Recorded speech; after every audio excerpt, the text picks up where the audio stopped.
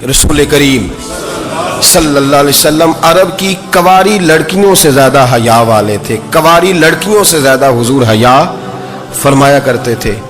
जब खाना काबा की मक्का शरीफ में तामीर हो रही थी ना, अहले अरब उसको तामीर कर रहे थे, तो नबी पाक सल्लल्लाहु अलैहि वसल्लम अपने चचा हज़रत अब्बास के साथ खाना काबा की तारीफ में मसरूफ़ थे। तो अरब के लोग चूँकि लंबा कुर्ता पहनते थे पैरों तक, तो नीचे अगर किसी वक्त कोई चीज़ नहीं भी होती थी तो किसी को वो नज़र नहीं आती थी, क्योंकि पर्दा रहता था, लंबा कुर्ता पहना हुआ होता था। तो जब बच्चे, सरकार की उम्र मुबारक भी अभी थोड़ी थी, तो इस तरह बच्चे जब निकलते तो वो कई दफ़ा अपनी तहमद उतार देते नीचे से, और कोई मजदूरी करने लगते तो 3-4 तय करके ना तामद की कंधे पे रख लेते। जिस तरह कभी देहातों में लोग कपड़ा सर पे रखते थे कि ऊपर अगर कोई वजनी चीज़ रखेंगे तो वो तकलीफ नहीं देगी। नबी पाक सल्लल्लाहु अलैहि वसल्लम भी सब लोगों के साथ खाना काबा की तामीर में शामिल थे। तो हज़रत अब्बास रदी अल्लाह तआला अन्हु ने कहा हुजूर से, अभी अल्लाह ने नबूवत भी नहीं फरमाया था, भतीजे आप भी तामद उतारिए, ये सही मुस्लिम में हदीस मौजूद, और इसको कंधे पे रख लीजिए, आप ईंटें उठा उठा के ला रहे हैं तो ज़रा आपको तकलीफ नहीं होगी।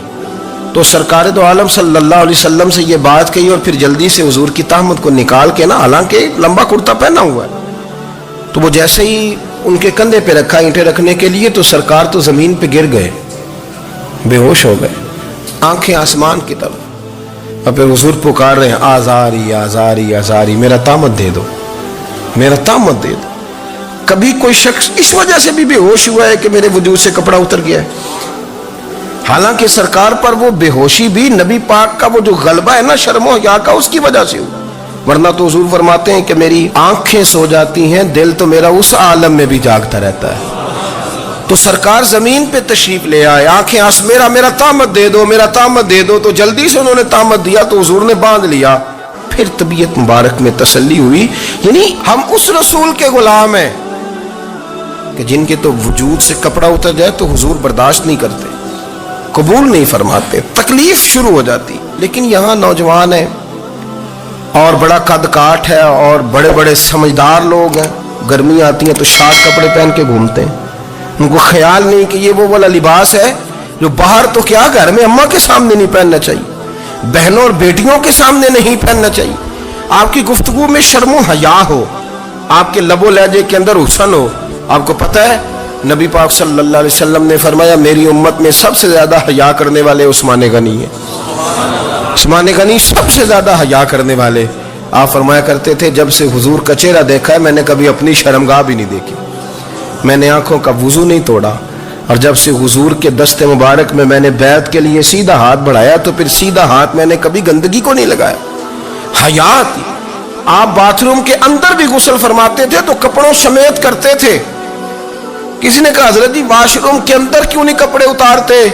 आप फरमाने लगे, बाहर बंदों से हया करता हूं, अंदर जाता हूं तो रब से हया आनी शुरू हो जाती, वो तो देख रहा है ना। तो मैं जो बात आपकी खिदमत में अर्ज करना चाहता हूं उसको आप समझिएगा मेरे अजीज, कि शर्म वाला मिजाज, गुफ्तगू भी शर्म वाली, आंखें भी शर्म वाली, लिबास भी शर्म वाला, दोस्ती यारी भी शर्म वाली, बहुत सारी ऐसी बातें। देखें ना आप जरा, मैंने कहा कि बातों को सुन के गुजर ना जाया करें, उसकी गहराई पर गौर करें।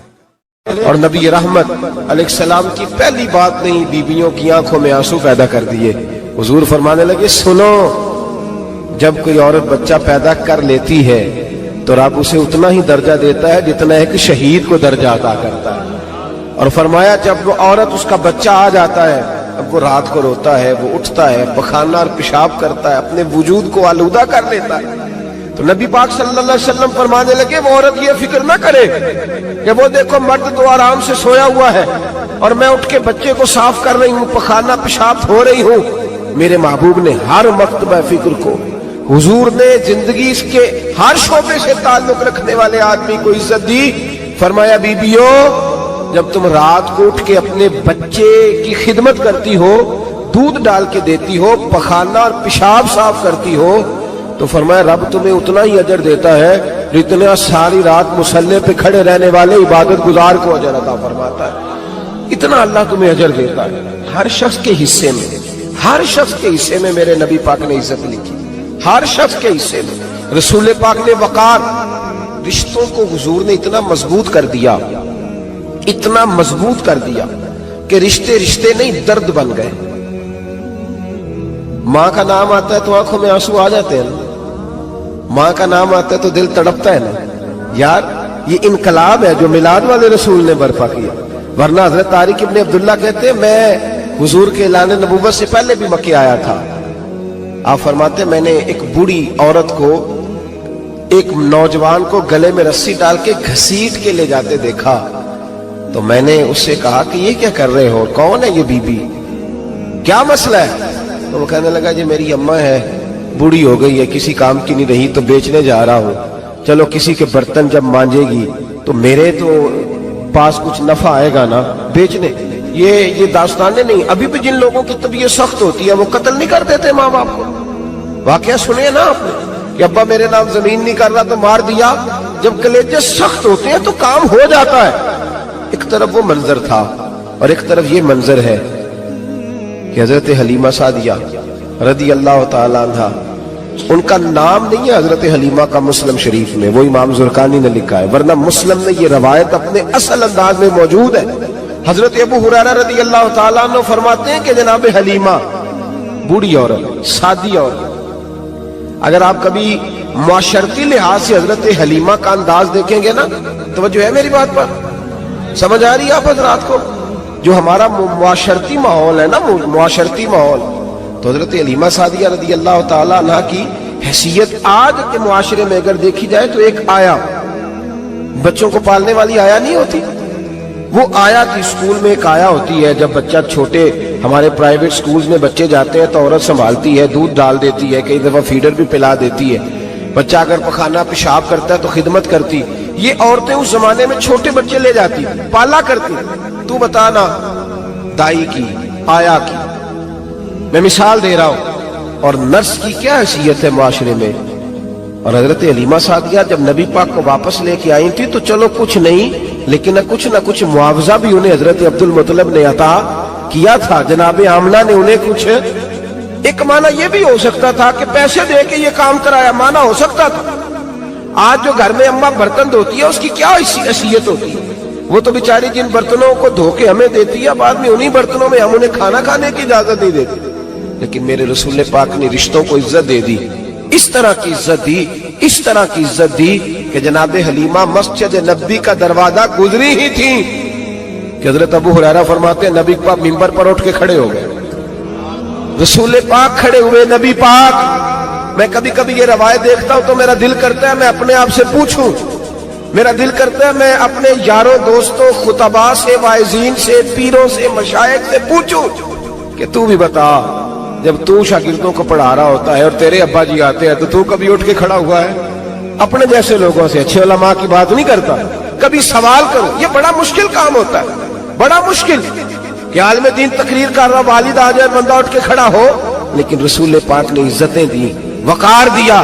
جناب حلیمہ داخل ہوئی تو حضور منبر پہ کھڑے ہوئے اور اتنی تیزی سے حضور آگے بڑھے، اپنی چادر کو اتارا اور پھر میرے رسول نے زمین پہ بچھایا، اور پھر حضرت حلیمہ سعدیہ بیٹھ گئی۔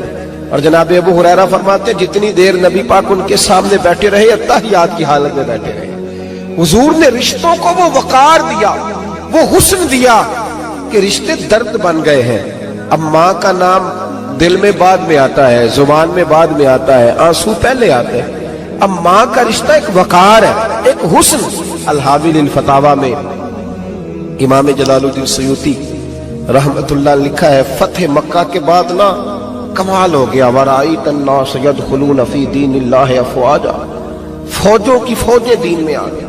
ایک زمانہ تنہائیوں کا ہوتا ہے، ایک عروج کا ہوتا ہے۔ عروج کے زمانے میں بڑے تعلق، بڑے رش، بڑی باتیں۔ اب حال یہ تھا فتح مکہ کے بعد کہ پہلے تو ایک آدھ آدمی کلمہ پڑھتا تھا، فوجوں کی فوجیں آتی۔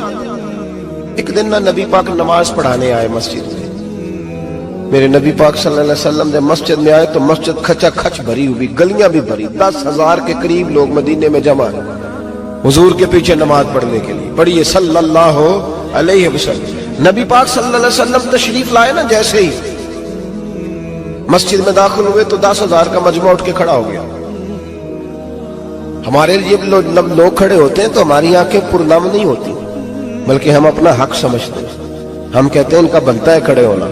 حالانکہ بھائی دنیا سب کے لیے کھڑی نہیں ہوتی. جب کوئی کھڑا ہونا تو نظر جھک جانی چاہیے اور تیرے دل میں خیال آنا چاہیے کہ یا اللہ مجھ پہ رحم ہی رکھنا، اے اللہ میری پردہ پوشی کرنا، یا اللہ یہ تیری دی ہوئی عزت ہے، مہربانی کر خفیہ تدبیر سے محفوظ فرما.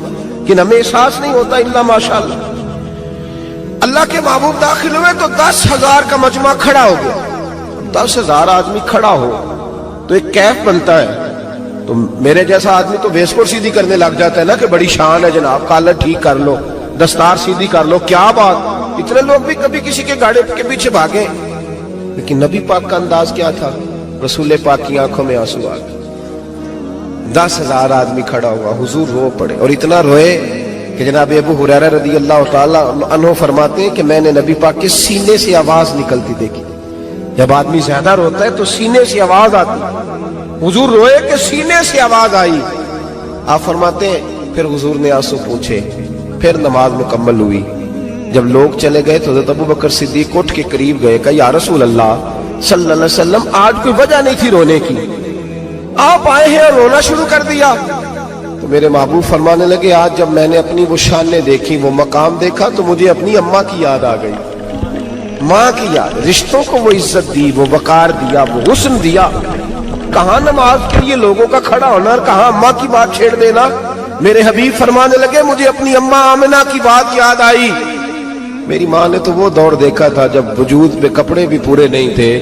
دل کرتا تھا آج اماں موجود ہوتی، میں نماز پڑھانے آتا، اللہ اکبر کہہ کے نیت باندھتا، سبحانک اللہ کے بعد سورہ فاتحہ پڑھتا اور سورہ فاتحہ مکمل پڑھ لیتا کہ میری اماں آمنہ کو کوئی کام یاد آتا. وہ پردہ سرکا کے کہتی بیٹا محمد میری بات تو سننا. تو محبوب فرماتے اللہ کی عزت کی قسم میں نماز چھوڑ دیتا، پہلے ماں کی بات سن کے آتا. میں چھوڑ دیتا نماز.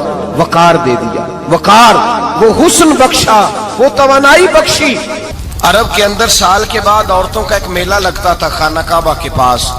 صرف عورتیں اکٹھی ہوتی تھی، میلہ لگا ہوا تھا. ایک تورات جاننے والا یہودی عالم بھی آیا ہوا تھا. وہ بیبیوں کے مجمع پہ نظر ڈال کے کہنے لگا بیبیوں مرد کا کام تو کوئی نہیں عورتوں کے مجمع میں بات کرنا، لیکن میں تمہیں ایک پیغام دینے لگا ہوں. اللہ کے آخری رسول جو مکے میں پیدا ہونے والے ہیں ان کے آنے کا وقت قریب آ گیا ہے. وہ بی بی بڑی خوش نصیب ہوگی جنہیں ان کی رفاقت ملے گی. عورتوں نے جب دیکھا کہ مرد آ گیا عورتوں کے میلے میں تو انہوں نے ڈانٹا جھڑکا، کہا چل اٹھا اپنی کتابیں اور نکل جا. حضرت خدیجہ کہتی ہیں باقیوں نے ڈانٹا پر میں نے بات پلے سے باندھ لی. میں نے پلے سے باندھ لی اور میں انتظار کرنے لگی کہ اللہ کرے وہ نصیب میرے ہی ہو، اللہ کرے مقدر میرا ہی کھلے. آپ فرماتی میں تسبیح پڑھتی، درود پڑھتی. میں اس زمانے میں جو اللہ کا ذکر جس طرح ہوتا تھا وہ میں شروع کرتی اور جب فارغ ہوتی تو میں التجا کرتی کہ اللہ میرے نصیبے کھول دے. کہتی ہیں آہستہ آہستہ آہستہ آہستہ میں حضور کی تعریف سننے لگی. آہستہ آہستہ تعریف سننے لگی. نبی پاک صادق ہیں، امین ہیں، سچے ہیں، دیانتدار ہیں. اس برے اور میلے معاشرے میں بھی وہ سب سے اعلیٰ بھی ہیں اور سب سے اجلے بھی ہیں، وہ سب سے پاکیزہ ہیں. میں سننے لگی تعارف. آہستہ آہستہ میں ان کی گرویدہ ہونے لگی. ادھر نبی پاک صلی اللہ علیہ وسلم اپنے چچا جناب ابو طالب کے پاس رہتے تھے. قحط آ گیا، حالات بگڑ گئے. حضور سید عالم صلی اللہ تعالی علیہ وسلم سے چچا کہنے لگے بیٹے اگر مال تجارت لے کے شام جاؤ تو بڑا نفع کماؤ گے، ہمیں ضرورت بھی ہے، اور اگر ہو سکے تو ختیجہ کا مال لے کے جاؤ. نبی پاک نے کہا چچا میں نہیں کہوں گا کسی سے جا کے، میں نہیں کہتا کسی سے جا کے، جو میرے نصیب میں ہوگا میرا رب خود عطا فرمائے گا، میں نہیں کہوں گا. مصطفیٰ نے تو نہیں کہا. حضرت ختیجہ رضی اللہ تعالیٰ عنہ کہتی ہے میں نے خود اپنی خادمہ کو بھیجا. میں نے کہا جا کے پوچھو تو صحیح کہ میرا مال قبول ہوتا بھی ہے کہ نہیں. پوچھو. نبی پاک صلی اللہ علیہ وسلم سے پوچھا. حضرت خدیجہ کی خواہش ہے کہ آپ مال لے کے جائیں. حضور نے قبول کر لیا. جناب خدیجہ الکبریٰ رضی اللہ تعالیٰ عنہ کے غلام تھے، میسرہ ان کا نام تھا. جناب خدیجہ نے ان کو ساتھ بھیجا. فرمایا ایک 3 باتیں ارشاد فرمائی. ایک تو فرمایا سارا رستہ غور سے دیکھنا میرے نبی کے ساتھ کیا معاملات درپیش ہوتے ہیں. ابھی اعلان نبوت نہیں کیا. فرمایا ذرا غور کرنا، میرے مصطفیٰ کا مطالعہ کرنا اور مجھے واپس آ کے سبق سنانا. وہ جو تم نے چہرہ بددعا کی تلاوت کی ہو ذرا مجھے واپس آ کے سنانا. جنہاں نے دل پر جانی ڈٹھا ہو اکھیاں ہی تک لیاں، تو ملے ہو تے ساجن ملیا ہوں ناساں لگ پئیاں. ذرا جا کے نا تلاوت کرنا اور مجھے دکھ. اور دوسرا فرمایا تم میرے غلام ہو تو مصطفیٰ کے بھی غلام بن کے رہنا. میں سنتی ہوں کہ کردار کے، افکار کے، نظریات کے، عظمت کے بلند و بالا، وہ جیسے کہیں ویسے کرنا. اور تیسری حضرت خدیجہ نے نصیحت فرمائی. فرمایا محمد ابن عبداللہ صلی اللہ علیہ وسلم کی رائے سے اختلاف نہ کرنا. یہ چلتے ہوئے معاہدہ کیا، جو وہ کہہ دے سو کر جانا. غلام کہتے ہیں میں ساتھ گیا، باتیں میں نے سن لی، لیکن جب سفر شروع ہوا نا ابھی چند منزلیں طے ہوئی تھی. میں نے کہا خدیجہ آپ نے کیا نصیحت کرنی تھی، ان کے ساتھ جو رہے گا وہ ان کا غلام ہی بن جائے گا. ان کے ساتھ جو رہے گا تو اجے میرا محبوب نہیں ڈٹھا جن ویکھ کے چن شرماوے. جے رکھے ہاتھ پھلاں وچ ہاتھ نال پھلاں رل جاوے، تے ادھی راتی چن چڑھ جاندے جدوں جلوہ فرماوے. مایا جو بھی ساتھ رہتا غلام ہو جاتا. میں اسرا کہتے میں گیا، تجارت شروع ہوئی. کہتے ہیں نبی پاک صلی اللہ علیہ وسلم جب منڈی میں پہنچے تو لوگ قسمیں اٹھا اٹھا کے مال بیچ رہے تھے. اللہ کے محبوب جب گئے نا تجارت کرنے تو ایک آدمی کہنے لگا چلو معاذ اللہ بتوں کے نام تھے لات و منات، کہنے لگا لات کی، عزا کی، منات کی قسم اٹھاؤ. تو نبی پاک فرمانے لگے ان کی قسم اٹھاؤں جن کا میں نام لینا بھی پسند نہیں کرتا. ابھی اعلان نبوت نہیں کیا. اور فرمایا ویسے بھی میں قسم دے کے مال نہیں بیچتا، خریدنا ہے تو خریدو، نہیں خریدنا تو نہ خریدو. کہتے ہیں لوگ قسمیں اٹھا اٹھا کے پیچھے جاتے تھے، پر میرے نبی جس سے رخ پھیرتے تھے وہ نبی پاک کے پیچھے ہو جاتا تھا. ماتے کئی گنا زیادہ نفع کمایا. ہم رستے میں تھے، حضور ایک درخت کے نیچے آرام کرنے لگے. ایک عیسائی راہب غار میں بیٹھا تھا، نکل کے آ گیا. مجھ سے کہنے لگا مجھے وہ جانتا تھا. میں سنا یہ کس کو ساتھ لائے، یہ کون ہے؟ میں نے کہا اہل قریش کے ایک معزز آدمی ہے.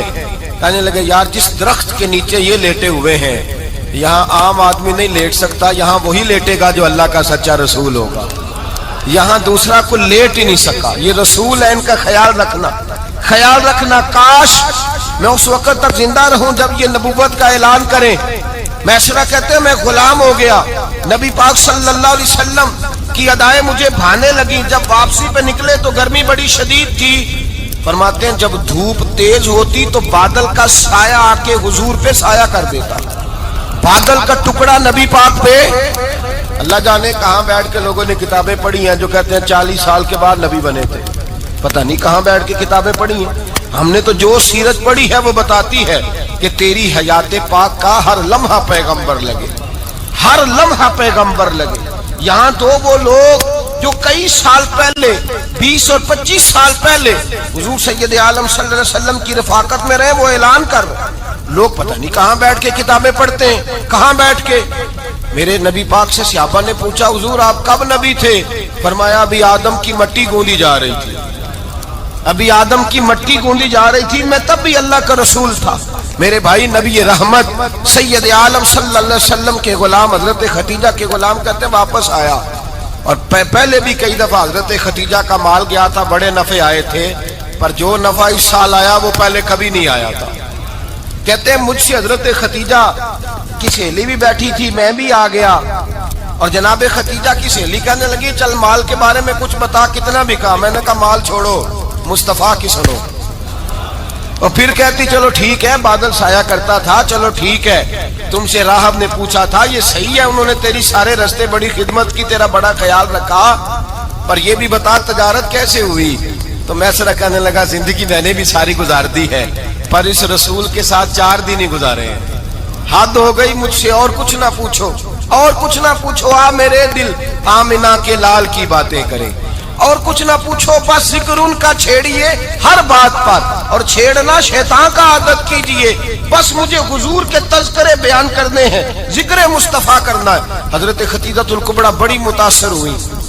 کہتی ہیں مجھے درجنوں لوگوں نے پیغام نکاح دیا تھا پر میں نے سنی نہیں تھی. میں نے نفیسہ کے ہاتھ پیغام بھیجا.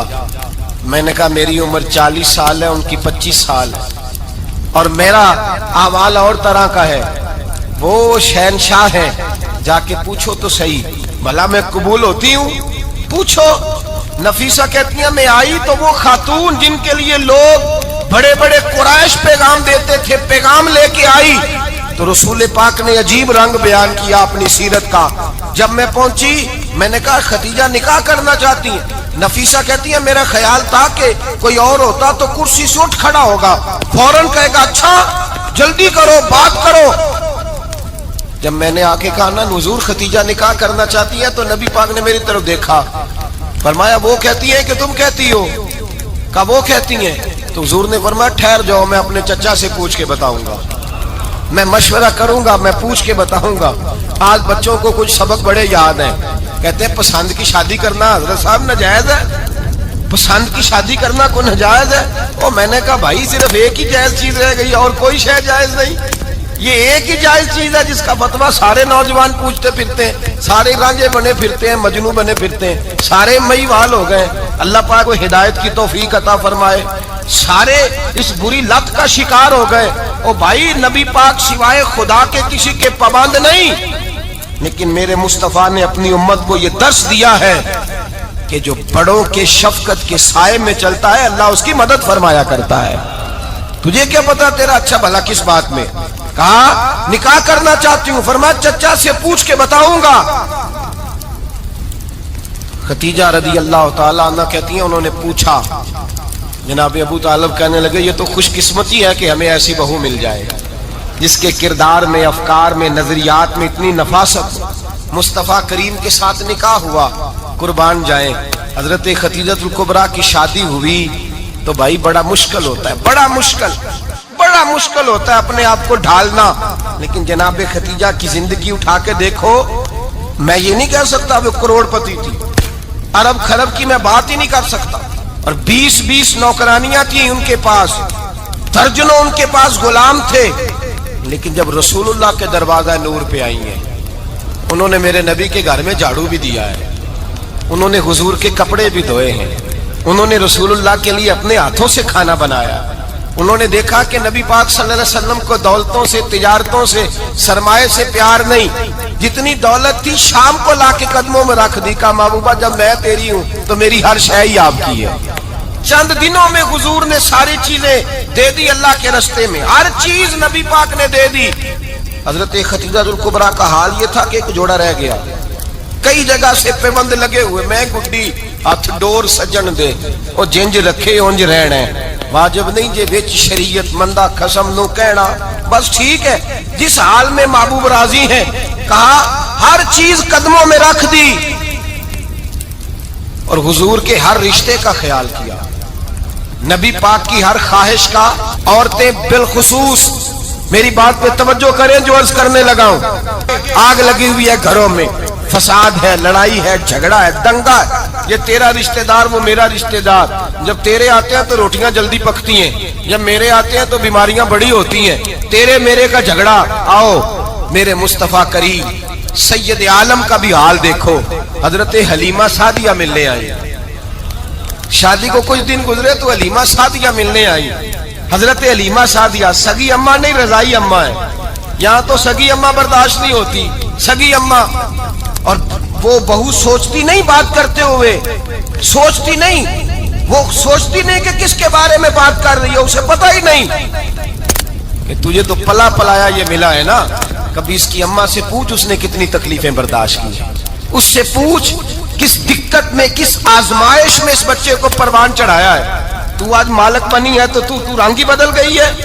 और बच्चा भी बीवी के साथ मिलकर के अम्मा की गिबत करता है, सोचता ही नहीं कि बात किसकी हो रही है, इसे ख्याल ही नहीं आता। हजरत हलीमा सादिया रजाई माँ है। जब तशरीफ लाई तो मुस्तफा करीम ने फरमाया खदीजा ये मेरी अम्मा है। जनाब हलीमा सादिया कहती है मैं घर में रही, मेरी खिदमत की, मुझे खाना पका के दिया, बिस्तर बिछा के दिया, कपड़े लेके दिए। और जब मैं जाने लगी तो कहने लगी आप मेरे मुस्तफा की अम्मा है, पहली दफा आई है, थोड़ा सा तोहफा ना दे दूं? मैंने कहा जैसे मर्जी। हजरत हलीमा कहने लगी तो जनाब हलीमा सादिया को 40 बकरियां और एक ऊंट तोहफे में अता फरमाया। और ये जो बीबी आके माली बनी है ना, आज जिस दरख्त की छांव में तू बैठी हुई है ना, अगर तू समझे तो असल एहसान उस माँ का है जिसने ये परवान चढ़ा के तुझे दिया है। اصل نیکی اس اماں کی ہے جس نے تیرے سر پہ یہ سرتاج رکھا ہے، اور تو اس ماں کو ہی بھول گئی ہے۔ اور شکوہ بہو سے نہیں، شکوہ اس بیٹے سے ہے، بیٹے سے ہے جو علیحدہ بھی ہونے لگا تھا تو اماں سے علیحدہ ہو گیا ہے، جس نے سوچا ہی نہیں کہ ماں کے ہاتھ اٹھ جائیں تو عرش کا مالک کہتا ہے فرشتوں سے کہ پیچھے ہٹ جاؤ، ماں اور باپ اولاد کے لیے جو مانگے گے میں فوراً عطا کروں گا، تجھے پتہ ہی نہیں۔ اور ادھر رسول پاک کا کیا حال ہے، کہتے ہیں وہ تیرے رشتہ دار ہیں، تیرے بہن بھائی ہیں، تو جا میں تجھے دروازے پہ چھوڑ آؤں گا، تو مل ان سے، میں نہیں ملتا، میں صاحب ہوتا ہوں، میرا ان سے کیا لینا دینا۔ حضرت خدیجہ کے بھائی نہیں تھے، نبی پاک صلی اللہ علیہ وسلم کے سسر حیات نہیں تھے، دو بیٹے تھے حضرت خدیجہ کے، اور وہ دونوں بیٹے پچھلے خامن سے تھے۔ ذرا عقل کی کسوٹی پر تولیے گا کہ کسی بی بی کے بیٹے ہوں اور پچھلے خامن سے ہوں، اس آدمی کا رویہ کس طرح کا ہوتا ہے، لیکن میرے رسول پاک کا رویہ اس طرح کا تھا۔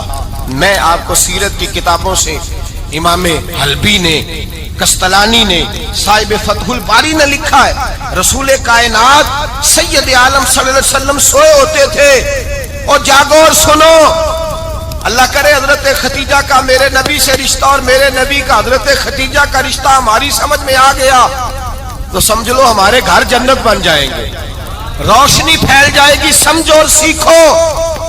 حضرت عائشہ صدیقہ فرماتی ہیں نبی پاک سو جاتے تھے نا دوپہر کو تو کہتی تھی مولا علی سے لے کر ابو بکر صدیق تک کسی کی طاقت نہیں ہوتی تھی حضور کو آ کے بیدار کرے، سوء ادب سمجھا جاتا تھا۔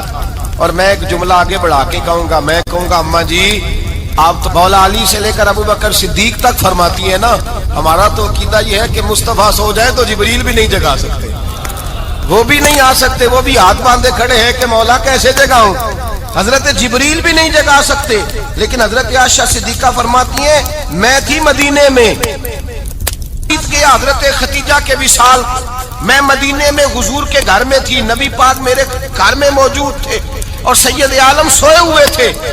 حضرت خدیجہ کے پچھلے خامند کے بیٹے جناب حالہ آ گئے اور وہ مسجد میں آ کے بولے، مسجد میں توجہ کرنا، مسجد میں بولے، انہوں نے مسجد میں آ کے پوچھا کہ نبی پاک کہاں ہے، مسجد میں۔ تو جناب عائشہ صدیقہ فرماتی ہیں حضور سوتے ہوئے بیدار ہو گئے، حضور طامت سمیٹی، فوراً سر کے اوپر کپڑا رکھا، میں نے کہا حضور کہاں جا رہے ہیں، فرماتی ہیں میں نے ایک دفعہ پوچھا تو حضور نے 3 دفعہ فرمایا میرا حالہ آ گیا ہے، میرا حالہ آ گیا ہے، میرا حالہ آ گیا ہے، خدیجہ کا بیٹا آ گیا ہے۔ میرے رسول پاک صلی اللہ علیہ وسلم نے بی بی کے رشتوں کا جو تقدس بیان کیا اس کو سمجھیے، فرمایا حالہ آیا ہے، بیدار ہو کے خود تشریف لے گئے۔ اور یہ تو حالہ تھے نا، بڑے بیٹے حضرت خدیجہ کے سب سے، ان کا نام ہند تھا، اور حضرت ہند سے کو بندہ تعارف پوچھتا نا، نبی پاک کا جو حلیہ ملتا ہے نا کتابوں میں، سیرت کی کتابوں میں، حضور کا مکھڑا کیسا تھا، مکھ چند بدر شاشانی ہے، متھے چمک دی لاٹ نورانی ہے، کالی زلف تیاک مستانی ہے، مخمور اکھی ہیں مد بریاں۔ یہ جو حضور کا حلیہ ملتا ہے نا یہ حضرت ہند کا بیان کیا ہوا ہے۔ وہ بیان کیا کرتے تھے کہ نبی پاک کی آنکھیں کیسی تھی، حضور کے جلوے کیسے تھے، وہ بیان حضرت خدیجہ کے بیٹے ہیں۔ کوئی ان سے پوچھتا کہ بڑے راضی رہتے ہو ہند، بڑے راضی رہتے ہو، تو حضرت ہند کیسے راضی کیسے نہ رہوں، راضی کیسے نہ رہوں، میرے بھائی کا نام علی المرتضیٰ ہے، بہن کا نام فاطمہ الزہرا ہے، ماں کا نام خدیجہ الکبریٰ ہے، اور باپ کا نام محمد مصطفیٰ ہے، میں راضی کیسے نہ رہوں۔ حضرت خدیجہ الکبریٰ کے رشتوں کے ساتھ رسول اللہ کا پیار، ان کے رشتے۔ کنز المال میں حضرت عائشہ صدیقہ کی حدیث ہے، جناب عائشہ فرماتی ہیں دوپہر کو حضور آرام کرتے تو کوئی آیا نہیں کرتا تھا، ایک دن ایک بوڑھی آ گئی دروازے پہ، اس نے چھڑی پکڑی ہوئی، کہتے ہیں وہ اندر آئی تو نبی پاک بڑی تیزی کے ساتھ اٹھے، حضور سید عالم نے قریب بٹھایا، دیر تک حضور باتیں کرتے رہے، دیر تک گفتگو ہوتی رہی۔ فرماتے ہیں حضور نے اسے کوئی اضافی وقت دیا، عام صحابہ اس وقت آتے نہیں تھے، حضور کے آرام کا وقت تھا، اضافی وقت دیا نبی پاک نے۔ اور فرماتے ہیں جب وہ جانے لگی تو نبی پاک نے تحفے بھی عطا فرمائے، اور پھر ایک غلام سے، حضرت بلال سے یا کسی غلام سے فرمایا کہ ساتھ جاؤ اور گھر چھوڑ کر کے آؤ۔ نبی پاک صلی اللہ علیہ وسلم نے اعزاز دیا۔ حضرت عائشہ صدیقہ فرماتی ہیں دیر تک ملاقات بھی، تحفے بھی، انفرادی ملاقات۔ بعد میں نبی پاک صلی اللہ علیہ وسلم لیٹ گئے، میرے دل کے اندر خیال آیا کہ حضور جائیں گے اور جب رات کو واپس آئیں گے تو پھر میں پوچھوں گی کہ حضور یہ بی بی کون ہے؟ حضور اب آرام کر رہے ہیں. فرماتی ہیں میرا خیال تھا کہ یہ سوال شام تک میرے ذہن میں رہے گا کہ یہ کون ہے. آپ نے بڑا اعزاز دیا، دروازے تک چھوڑنے گئے. حضرت عائشہ صدیقہ فرماتی ہیں میں سوچ رہی تھی آرام کر رہے ہیں، اور میں نے جیسے ہی نگاہ ڈالی تو حضور تو گہری سوچ میں گم ہے. نبی پاک سوچوں میں گم ہے اور بے آنکھیں کھلی ہوئی. فرماتی ہے میں قریب جا کے بیٹھی، قدموں پہ ہاتھ رکھا، میں نے کہا محبوبہ یہ بی بی کون تھی؟